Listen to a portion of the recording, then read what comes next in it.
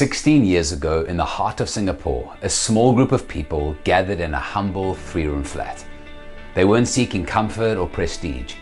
They had a simple yet profound desire to see a gospel-centered church take root, a place where lives could be transformed by the good news of Jesus. So I showed up the first service at Civil Service College, 13 people, including Simon, Taryn, a guitar, a projector, and a keyboard. Then I arranged to see Simon that week, and we met up, we started chatting, and you know when you've met someone who has been bitten by the same gospel-centered, Christ-exalting, life-changing bug, and we just hit it off, and we were just in this thing together.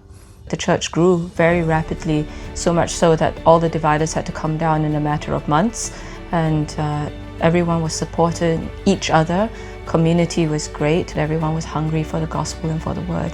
We were leading worship at that time. You just felt like, you were never pulling anyone along. It was just this wave of worship that would just push you along. People were so hungry and so passionate, and you just wanted to see the gospel change lives, our lives and other people's lives. From those small beginnings, God has done immeasurably more than we could ask or imagine. We are far from a perfect church, but we long to be a place where people can encounter Jesus, experience healing, and find purpose through the power of the gospel. Every day, we are learning what it means to follow Him, to love one another, and to grow in His grace. I once thought of faith as something separate from daily life, but as I've heard the gospel clearly taught, I've come to realize that Jesus is present in every moment. His grace shapes my marriage, my parenting, and my challenges. The gospel is not just hope for eternity, it's hope for today. As I came to understand the gospel, understand what having faith in God meant, what that meant for how I lived my life in response to my Savior. My identity was secure in Him. I no longer felt compelled to prove myself or to seek salvation in things of this earth with a sort of self-saving mentality. Instead, I knew my life belonged to God, and this became very liberating for me. In a fast-paced, demanding city, it's easy to measure my worth by achievements and expectations. But the gospel has shown me that the measure of my worth is not in my success or failure. It's in the saving love of Christ and His finished work on the cross. Nothing I do can add or take from that. I want others to know this truth and come to know Him more. Through discipleship, worship, and reaching out into our community, we're striving to be a church alive with God's presence, a place where people are known, loved, and sent out on mission. And by His grace, we are seeing lives changed. But we believe this is just the beginning. As a church, we humbly desire to continue maturing so that more may know Christ and be transformed by the gospel.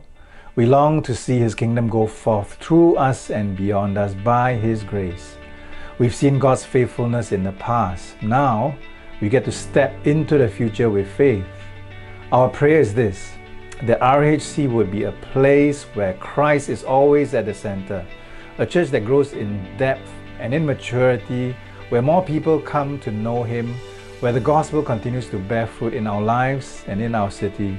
We know we are imperfect, but we trust that as we seek Him, He will continue to shape us and use us for His purposes. This project is not just about a building, it's about what God is doing among us, establishing His work and drawing more people to Himself through the gospel. Permanent space will simply be a tool in God's hand to further His purposes. We see this as a base from which to bless, a central place for worship and discipleship, a hub for ministry, outreach, and care, a landmark of God's faithfulness in the city, and a place from which to send out church plants and others onto God's mission. But more than bricks and mortar, this, friends, is about faith in the God who has led us and who will continue to lead us. It is about us responding to His grace in generosity. We are excited to be a part of the church's journey in this specific time and stage, and invite you to also join in what God is doing. We have seen how the harvest is plenty. God's plan is unfolding before our eyes, and by His grace, your being here means you can play a role.